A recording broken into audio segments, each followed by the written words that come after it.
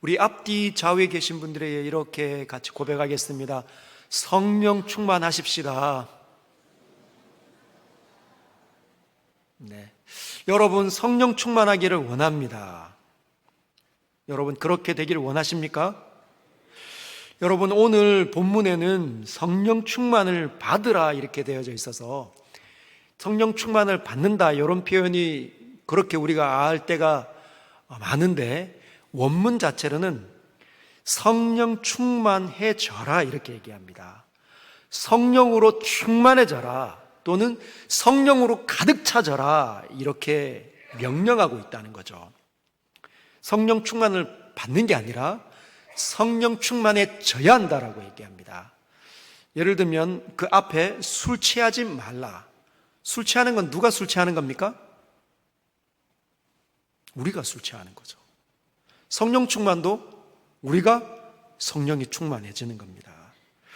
왜 사도 바울이 에베소서 5장에 들어오면서 에베소 교인들에게 술 취하지 말 것과 그리고 성령 충만할 것을 명령하고 있을까요? 그것은 그 앞절에 있는 내용들 때문입니다. 5장에 보면은 너희가 전에는 어둠이더니 이제는 주 안에서 빛이라 빛의 자녀처럼 행하라 했기 때문입니다. 우리의 신분이 원래는 어둠의 자식이었는데 이제는 주 안에서 빛의 자녀가 된 거예요. 빛의 자녀가 된 거라는 거죠. 어둠의 자녀들의 특징이 뭐겠습니까? 어둠, 깜깜한 곳에 있기 때문에 칠흑 같은 어둠이 그들에게 임한 거죠. 사실은 이 땅에 살아가는 모든 사람들이 예수 아닐 때는 어둠이었습니다. 보는 것처럼 생각하지만 보지 못하는 거죠. 왜? 빛이 없으니까. 빛은 누구시냐? 하나님만이 빛이십니다. 그분이 빛의 근원이시고 빛의 주인이시고 우리에게 모든 것들을 밝히 깨닫게 하시는 분이시라는 거죠. 그래서 너희는 이제 빛의 자녀이기 때문에 빛의 자녀는 무엇이 옳은지 무엇이 그른지를 분별하는 자들이다라는 거예요. 우리는 무엇이 옳은지 무엇이 그른지를 아는 자라는 겁니다. 우리의 신분이 뭐라고요? 예수 믿고 영원한 나라만 가는 게 아니라 이 땅에서 무엇이 옳은지 무엇이 그른지를 분별하는 사람들이라는 거예요. 왜? 빛이 임했기 때문에, 빛이 내 안으로 들어와 있기 때문이라는 거예요. 저와 여러분들은 빛이 이미 비쳐서 무엇이 옳은지 무엇이 그른지를 분별하는 자들입니다. 그래서 과거처럼 행동하면 안 된다는 거죠. 그러면 빛의 자녀들은 안다는 거예요. 빛의 자녀들은 알게 되어져 있습니다. 왜? 빛이 있으니까. 어둠에 있는 사람들은 앞에 무슨 장애물이 있는지 길이 어떻게 나 있는지 모른다는 겁니다. 빛이 있어도 약간 희미한 빛이죠. 희미한 빛에서 여기로 가면 되겠지라고 생각하지만 거기에 희미한 빛이기 때문에 웅덩이가 있는지 낭떠러지가 있는지 뭔지는 아무도 모릅니다.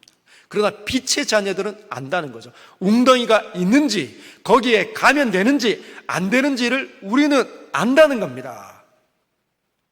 우리의 신분이 그렇다는 거예요. 저와 여러분들은 아는 자들입니다. 아는 자들. 그런데 못 보면 어떻게 가능한 거예요?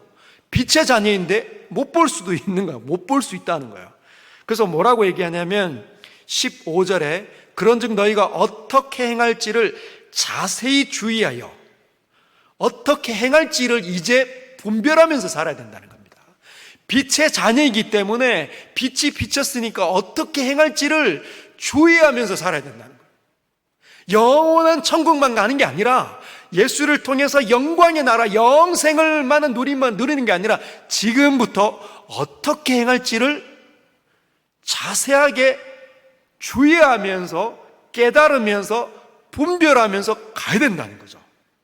어떻게 행할지, 남편으로서 어떻게 행할지, 아내로서 어떻게 행할지, 자녀로서 어떻게 행할지를 깨달으라는 거죠. 이전의 생각으로 살면 안 되고 이전에 하나님 없을 때 방식으로 사는 게 아니라 하나님 믿는 사람은 다른 방식으로 남편의 길이 뭔지, 아내의 길이 뭔지, 직장 생활은 어떻게 하는지, 교회 생활은 어떻게 하는지, 공동체는 무엇인지 자세하게 주의해야 된다는 거예요. 그래서 지혜 없는 자 같이 하지 말고, 지혜는 뭐라고요? 위와 아래와 옆에 좌우, 앞과 뒤가 뭐가 있는지를 제대로 보는 사람. 그래서 빛의 자녀이기 때문에 내가 처한 상황 모두가 모든 방면을 뭐라고요? 분별할 수 있는 자가 된 거죠. 그게 지혜입니다. 지혜 없는 자 같이 하지 말고, 왜? 옛날에는 어둠이니까 분별이 안 되잖아요. 그래서 옛날에는 지혜가 없는 자였지만 옛날처럼 행동하면 안 된다. 이제는 보니까 보는 자처럼 행동해야 한다. 그래서 오직 지혜 있는 같이 하여 세월을 아끼라. 내게 지금 주어진 시간을 아까워하면서, 아끼면서 귀하게 사용하는 거죠. 저와 여러분들이 영광의 하나님 만나기 전까지 남아있는 시간은 굉장히 중요한 겁니다. 어떻게 사용하고 있습니까? 보고 정말 하나님께서 보여준 대로 행동하고 있습니까?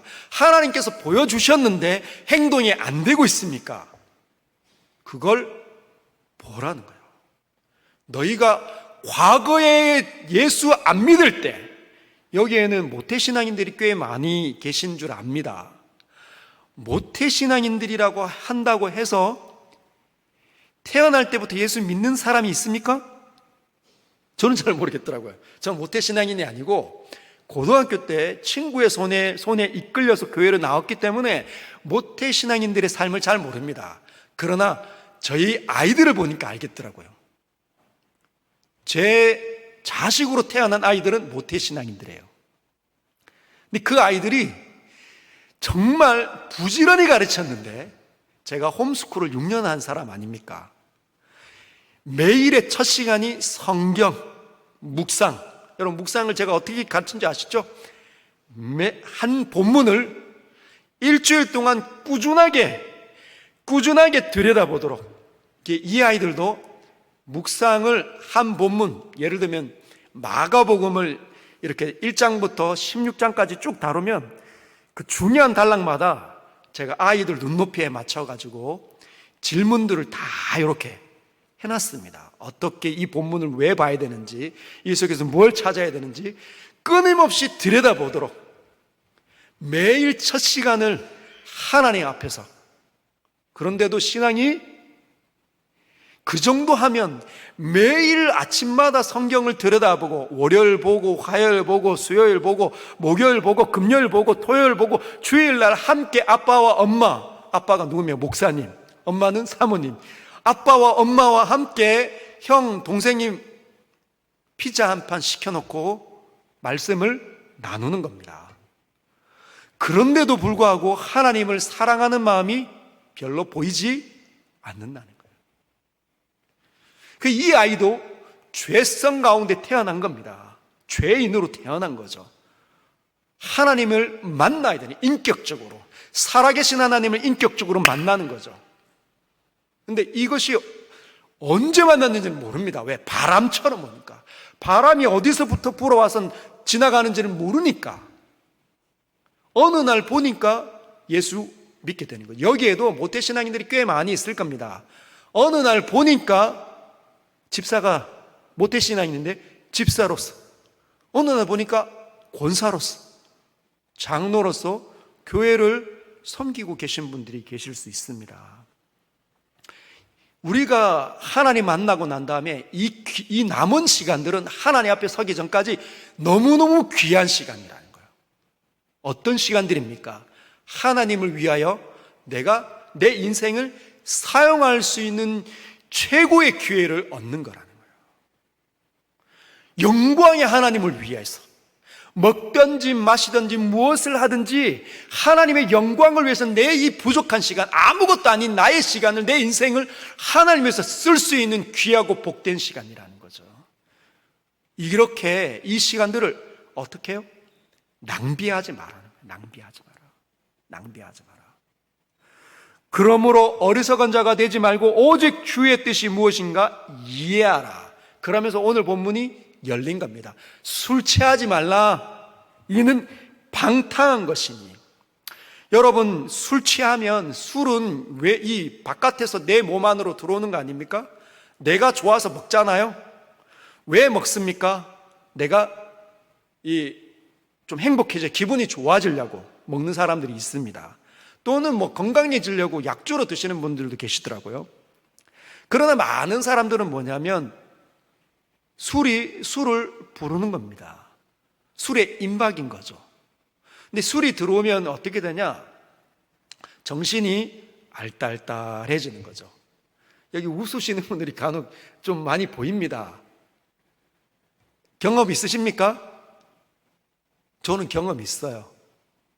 저도 이제 고등학교 때 예수님 믿고 청년의 시계를 보낼 때 술이 도대체 뭔가, 술 마시면 어떤 기분일까? 한 번도 먹어본 적이 없으니까 한번 먹어본 적이 있습니다. 그러니까 굉장히 알딸딸해지고 하늘과 땅이 하나인 것처럼 막 뒤바뀌어서 막 회전하는 거죠. 뭐 정신없습니다. 어떻게 되냐? 제대로 보지 못하는 거예요. 어떤 사람들은 너무 힘드니까, 고통스러우니까 그 모든 것들을 잊기 위해서 술을 의지하는 겁니다. 간혹 우리가 드라마를 보면 옛날에 드라마에 그런 거 많지 않습니까? 우리 선보고 또는 장인어른한테 처음에 인사하러 들어갈 때 술 많이 먹고 가서 그 긴장되고 힘드니까 술을 기운에 빌어서 그 장인어른한테 따님 저에게 주십시오. 네가 임마 이렇게 욕 얻어먹을까 봐 긴장이 돼서 술 기운을, 그러니까 즉 외부의 힘을 빌리기 위해서 어렵고 힘드니까 그 인사불성돼서 그 모든 것들을 잊으려고 하면 어떻게 되냐? 자기의 본성을 잃는다는 거예요. 자기의 본성을 잃게 되는 거죠.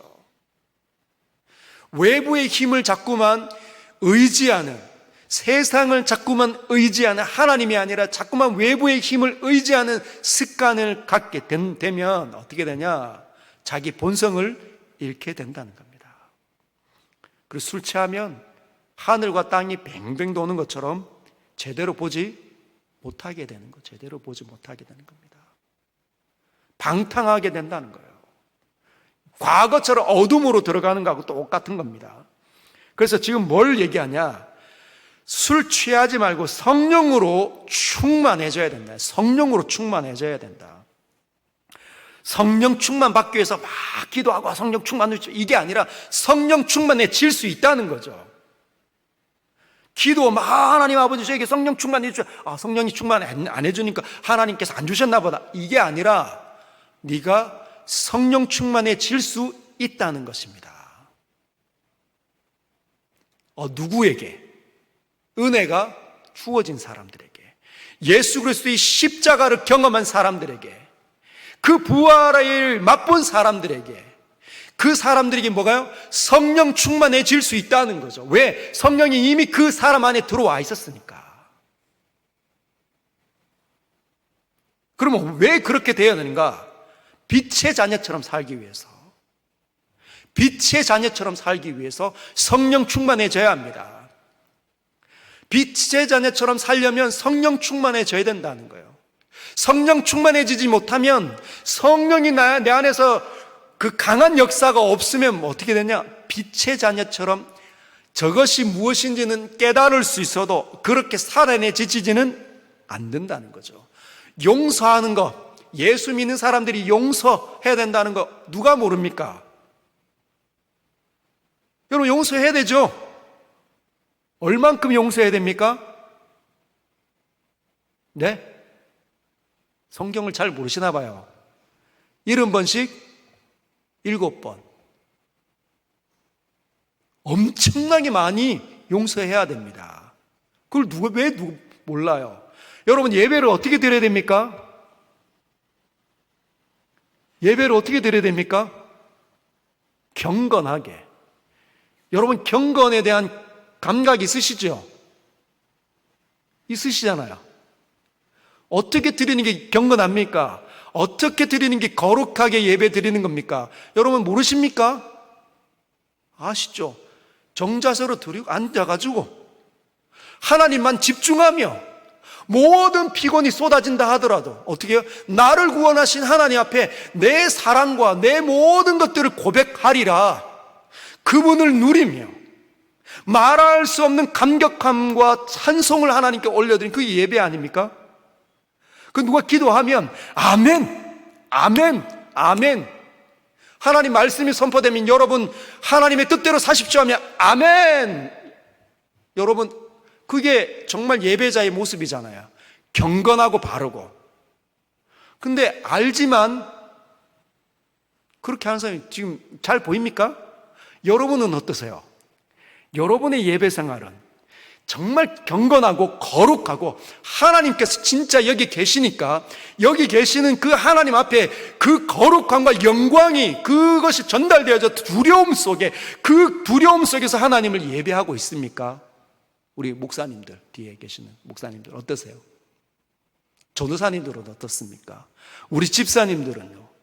우리 많은 성도들의 표를 받아서 집사님들이 되시고 또는 우리 권사님들이 되시고 장로님들이 되셨는데 그리고 하나님의 특별한 소명을 받아서 전도사님들이 되시고 목사님들이 되셨는데 어떻습니까? 여러분들의 이 예배 생활은 진짜 거룩하신 하나님을 자각하면서 그분 앞에서 두렵게 그분에게 돌려야 되는 최고에 합당한 예배 올려드리고 있습니까? 근데 그걸 모르냐고요? 어떤 자세인지 다 안다는 거죠. 근데 왜 안 되냐? 하나님의 영이 내 안에 충만해지지 않았기 때문이라는 거예요. 그래서 하나님의 영으로 성령으로 충만해져야 된다. 현재 수동 명령형이 주어져 있습니다. 하나님으로부터 나에게 부어지는 거죠.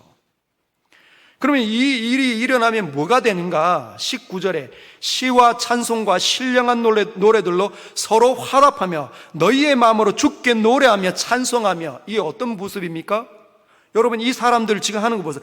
이 시와 찬송과 신령한 노래들로 서로 화답한다. 신령한 노래로, 시로, 찬송으로 서로 화답합니다. 누가 그렇게 했죠 원래? 천사들이, 천상의 예배자들이 그렇게 하고 있잖아요. 너희의 마음으로 주께 노래하며, 마음으로 주님께 노래하고 찬송하며. 이 여기 모습에서 뭐가 나옵니까? 하나님을 사랑하는 사람, 하나님을 기뻐하는 사람이 되는 거죠. 그 모습이 있습니다. 성령 충만해져야 뭐가 나온다고요? 하나님을 사랑하는 것, 그분을 마음껏 기뻐하는 것이 일어난다는 거예요. 내가 됩니까? 그냥 내 생각대로 저렇게 하면 되겠다 됩니까? 안 되잖아요. 안 된다는 거죠. 예배가 어느 날부터 무료해지기 시작하고 재미없어지고 긴장감도 덜하고 하나님 계시다고 말하는데 여러분 제가 설교하면 하나님 안 계시고 누가 설교하면 하나님 계십니까? 그렇지 않습니다. 어떤 사람이 어린아이가 이게 서서 하나님은 살아계십니다라고 선포하면 우리 모두는 아멘 하고 화답하며 여기 계신 하나님을 찬양할 수 있어야 돼요. 그게 성도들의 모임 속에서 나타나는 경건한 예배라는 거죠. 성령이 충만하면 예배가 살아납니다. 예배가 살아나면 기쁘고 즐겁고 모든 은택들이 내 안에서 막 살아 움직이는 거죠. 하나님의 은혜가 나에게 주어지면 어땠습니까? 여러분 첫 번째 사랑을 한번 떠올려 보십시오. 첫사랑, 하나님 앞에 섰을 때 십자가가 내 마음에 부딪혀 와가지고 그분의 모든 것들이 나를 씻는다는 것, 얼마나 기뻤습니까? 그때 얼마나 마음껏 찬송을 했습니까? 근데 그것이 계속 지속이 되는 거죠. 계속. 근데 이 성령 충만해져야 된다는 말은 성령 충만해지지 않을 수도 있다는 걸 의미하는 거예요. 성령 충만해져라라고 말했다면 성령 충만해지지 않는 순간들이 예수 믿는 사람들, 빛의 자녀들의 삶 가운데 나타날 수 있다 없다? 있다는 것을 지금 내포하고 있는 겁니다. 빛의 자녀들인데 하나님을 만난 사람들인데 예배 생활이 엉터리 수준으로 떨어질 수 있다는 거예요. 감각이 없이 예배를 드릴 수도 있다는 겁니다. 기쁨이 없이, 거룩함이 없이, 경건함이 없이 불경건하게 예배를 드릴 수도 있다는 거예요. 만약에 정말 높은 사람이 여러분을 찾아왔다고 한다면 여러분 어떻게 하시겠습니까? 만약에 대통령이 여기 찾아왔다면, 이전에 대통령 되기 전에 서영교회 우리 빌딩에 오셨잖아요. 여러분 못 만나셨죠? 근데 그때는 대통령이 아니셨어. 근데 지금 이제 대통령이 되셔가지고 우리 교회 방문하신다면 어떻게 하겠습니까? 물론 안 좋아하시는 분들이 계실 수도 있죠. 그렇지만 그 대통령 직위가 있기 때문에 어떻게 하는 거죠? 태도가 다른 거예요. 태도가 달라요. 태도가 다른 겁니다. 하나님을 우리가 예배할 때는, 만날 때는 진짜 다른 수준이 되는 거죠. 근데 그 다른 수준은 어떻게, 성령이 나에게 부어졌을 때만 다른 수준, 정말 주님이 원하는 수준으로 나아갈 수 있습니다. 그게 아니면 불경건하게 예배를 드리고 있을 수도 있다는 거예요. 불경건하게 예배를 드리는데도 뛰쳐나올 수가 없는 분들이 꽤 있습니다. 여러분 예배 시간에, 이거 오늘 점검하는 거니까, 예배 시간에 졸면서 예배 드리면 됩니까 안 됩니까? 돼요 안 돼요? 크게 좀 얘기해 보십시오. 됩니까 안 됩니까? 피곤해서, 한 주간의 삶이 피곤해서 예배 졸 수 있습니까 없습니까? 있죠. 있습니다. 그러나 매주 졸면 어떻게 됐다는 거예요? 습관이라는 거예요. 습관. 그걸 자꾸만 합리화시키지 마십시오. 나는 피곤하다, 아니면 저 목사가 너무 설교를 못한다, 이런 말로 하지 마십시오. 어떤 사람이 오든지, 설교를 잘하든지 설교를 못하든지 상관없이 누구든지 앞에서 예배를 인도하면 어떻게 하라고요? 최고의 찬양을 하나님께 올려드린다, 그런 마음으로 참석해 하십시오. 그래야 여기서 뭐라고요? 오래된 습관이 깨어집니다. 깨뜨려지는 거예요. 예배가 회복되고, 두 번째는 뭐가? 20절에 범사에 우리 주 예수 그리스도의 이름으로 항상 아버지 하나님께 감사하며, 하나님께 감사하는데 어디에? 모든 일에, 범사에 하나님께 감사하게 된다는 거죠. 여러분, 범사에, 모든 일에 하나님께 감사하다는 말은 모든 일을 어떻게 해석을 했다는 겁니까? 하나님께서 나에게 준, 또는 그 모든 일에 누가 함께한다? 하나님께서 함께 하신다는 것을 깨닫고 이해하는 사람이 된다는 거죠.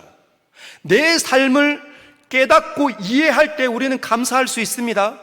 내 상황이 이해가 안 될 때는 뭐가 나오는 거죠? 원망과 불평이, 고통과 신음이 튀어나옵니다.